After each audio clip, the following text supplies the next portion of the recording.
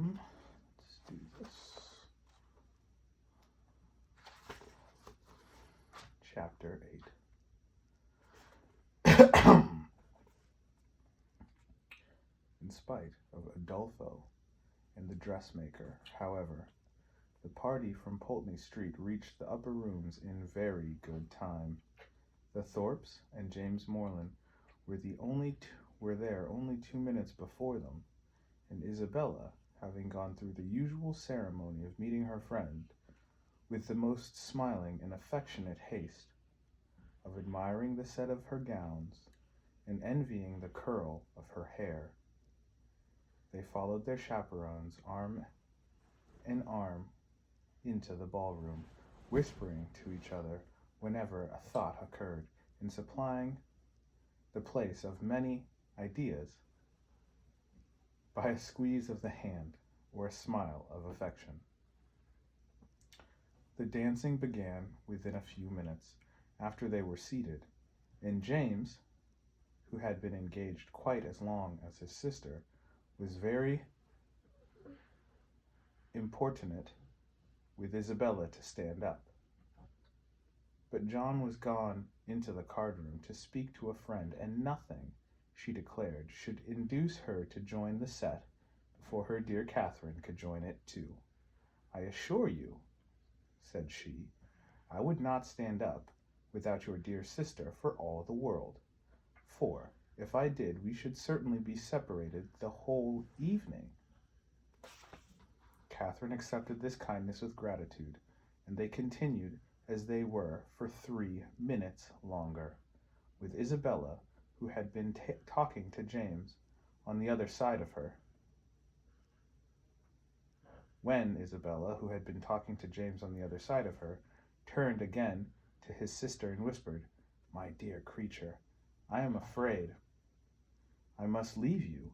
Your brother is so amazingly impatient to begin. I know you will not mind my going away, and I dare say John will be back in a moment, and then you may easily find me out." Catherine, though a little disappointed, had too much good nature to make any opposition, and the others rising up, Isabella had only time to press her friend's hand and say, "Goodbye, my dear love," before they hurried off. The younger Miss Thorpes being also dancing, Catherine was left to the mercy of Mrs. Thorpe and Mrs. Allen, between whom she now remained.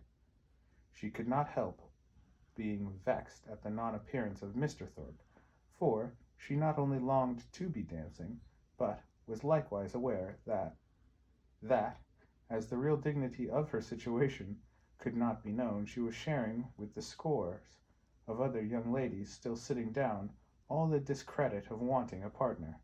To be disgraced in the eye of the world, to wear the appearance of infamy, while her heart was all purity, her actions all innocence, and the misconduct of another the true source of her debasement, is one of those circumstances which peculiarly belongs to the heroine's life, and her fortitude under it what particularly dignifies her character. Catherine had fortitude too. She suffered, but no murmur passed her lips. From this state of humiliation she was roused at the end of 10 minutes to a pleasanter feeling by seeing not Mr. Thorpe, but Mr. Tilney, within 3 yards of the place where they sat. He seemed to be moving that way, but he did not see her, and therefore the smile and the blush which his sudden reappearance raised in Catherine passed away without sullying her heroic importance. He looked as handsome and as lively as ever, and was talking with interest to a fashionable and pleasing-looking young woman who leant on his arm, and whom Catherine immediately guessed to be his sister, thus unthinkingly throwing away a fair opportunity of considering him lost to her forever by being married already. But guided only by what was simple and probable, it never entered her head that Mr. Tilney could be married. He had not behaved, he had not talked like the married men to whom she had been used. He had never mentioned a wife, and had acknowledged a sister. He, from these circumstances, sprang the instant conclusion of his sister's now being by his side, and therefore, instead of turning a dead-like paleness and falling in a fit on Mrs. Allen's bosom, Catherine sat erect, in the perfect use of her senses, and with cheeks only a little redder than usual. Mr. Tilney and his companion, who continued, though slowly, to approach, were immediately preceded by a lady, an acquaintance of Mrs. Thorpe, and this lady stopped to speak to her. They belonging to her, stopped likewise, and Catherine, catching Mr. Tilney's eye, instantly received from him the smiling tribute of recognition. She returned it with pleasure, and then advancing still nearer, he spoke both to her and Mrs. Allen, by whom he was very civilly acknowledged. "I am very happy to see you again, sir, indeed. I was afraid you had left Bath." He thanked her for her fears, and said that he had quitted it for a week, on the very morning after his having had the pleasure of seeing her. "Well, sir, I dare say you are not sorry to be back again, for it is just the place for young people, and indeed for everybody else too. I tell Mr. Allen, when he talks of being sick of it, that I am sure he should not complain, for it is so very agreeable a place, that it is much better to be here than at home, at this dull time of year. I tell him he is quite in luck to be sent here for his health. And I hope, madam, that Mr. Allen will be obliged to like the place from finding it of service to him."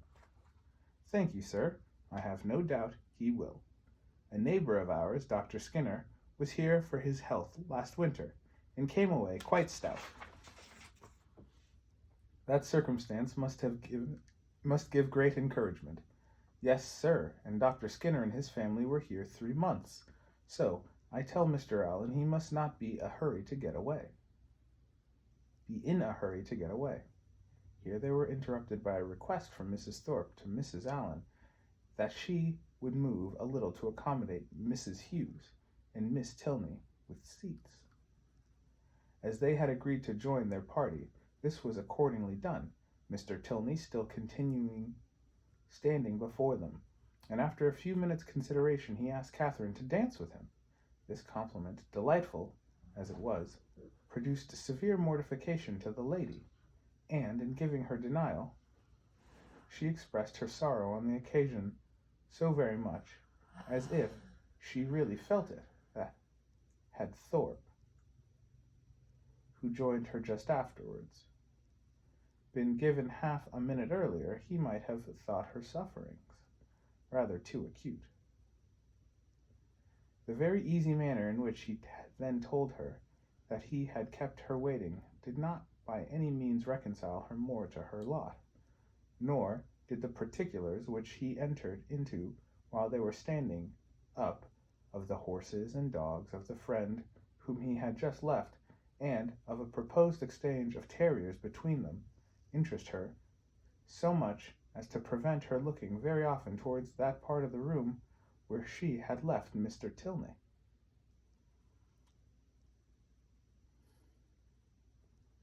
Of her dear Isabella, to whom she particularly longed to point out that gentleman, she could see nothing.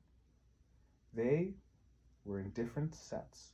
She was separated from all her party, and away from all her acquaintance. One mortification succeeded another, and, from the whole, she deduced this useful lesson, that to go previously engaged to a ball does not necessarily increase either the dignity or enjoyment of a young lady.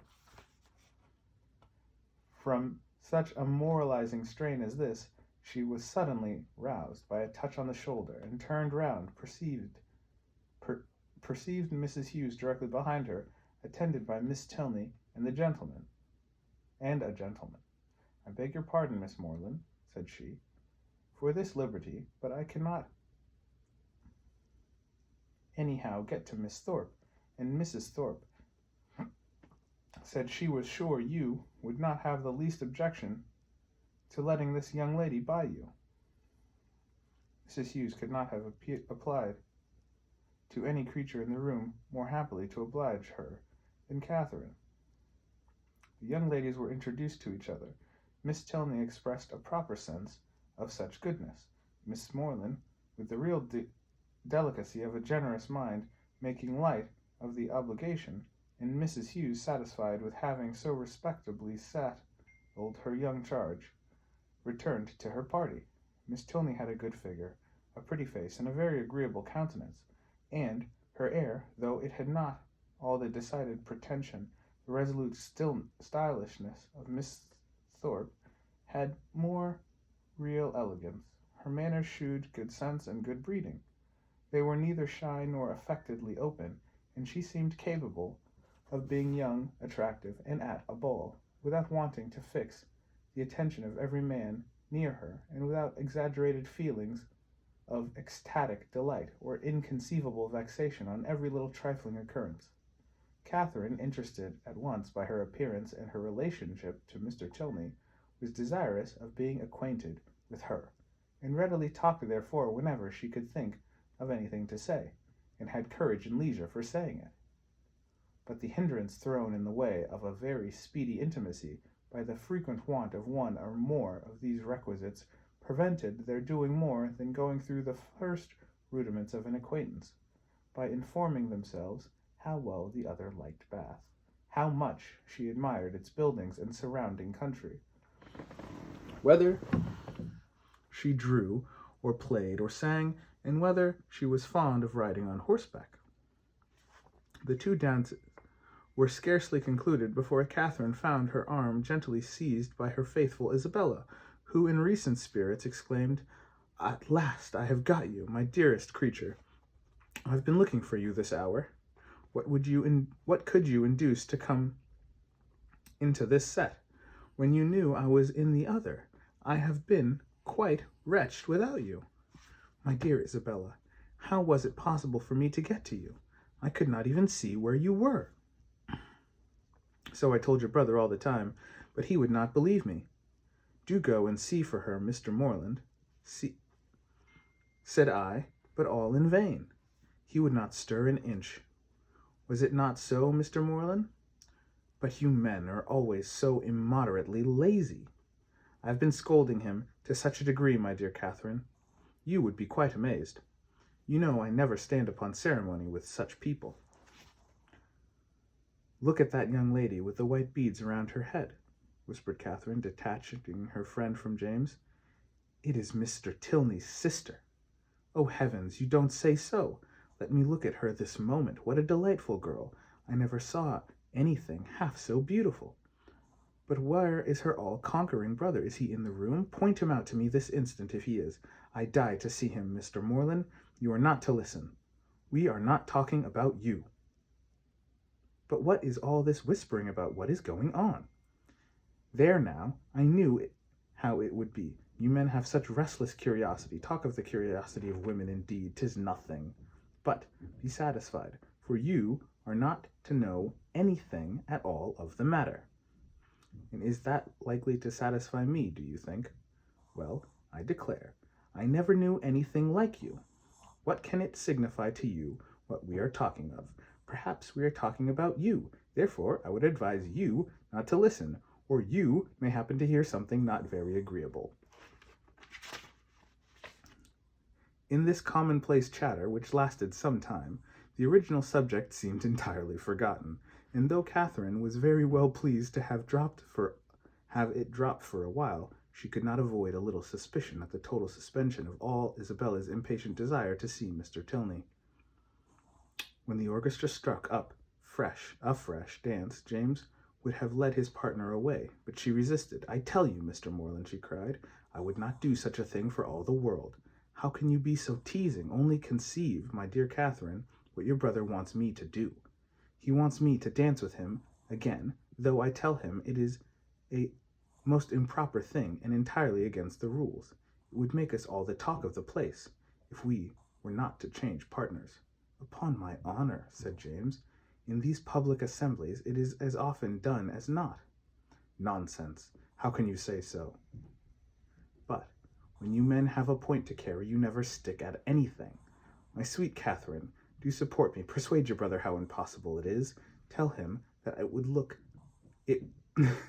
that it would quite shock you to see me do such a thing. Now, wouldn't it? No, not at all. But if you think it wrong, you had much better change. There, cried Isabella, you hear what your sister says, and yet you will not mind her. Well, remember that it is not my fault if we set all the old ladies in Bath in a bustle. Come on, my dearest Catherine, for heaven's sake, and stand by me. And off they went to regain their former place.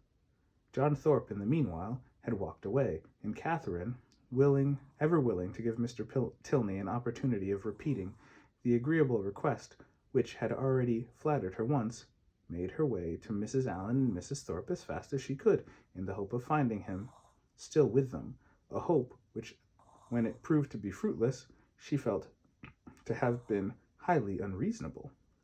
Well, my dear, said Mrs. Thorpe, impatient for praise of her son, I hope you have had an agreeable partner. Very agreeable, madam. I'm glad for it. John has charming spirits, has he not? Did you meet Mr. Tilney, my dear? Said Mrs. Allen. No, where is he? He was with us just now, and he said he was so tired of lounging about that he was resolved to go dance, so I thought perhaps he would ask you if he met with you. Where can he be? Said Catherine, looking around. But she had not looked around long before she saw him leading a young lady to the dance. Ah, he has got a partner. I wish he had asked you, said Mrs. Allen. After a short silence she added, he is a very agreeable young man. Indeed he is, Mrs. Allen, said Miss Thorpe, smiling complacently. I must say it, though I am his mother, that there is not a more agreeable young man in the world. This inapplicable answer might not have been too much for the comprehension of many, but it did not puzzle Mrs. Allen, for after only a moment's consideration, she said, in a whisper to Catherine, I dare say, she thought I was speaking of her son. Catherine was very disappointed and vexed. She seemed to have missed by so little the very object she had in view, and this persuasion did not incline her to a very gracious reply when John Thorpe came up to her soon afterwards and said, Well, Miss Morland, I suppose you and I are to stand up and jig it together again. Oh, no, I am much obliged to you. Our 2 dances are over, and besides, I'm tired and do not mean to dance any more. Do not you? Then let us walk about and quiz people. Come along with me, and I will shew you the 4 greatest quizzes in the room, my 2 younger sisters and their partners. I've been laughing at them this half hour. Again Catherine excused herself, and at last he walked off to quiz his sisters by himself. The rest of the evening she found very dull. Mr. Tilney was drawn away from their party at tea to attend that of his partner, Miss Tilney, though belonging to it,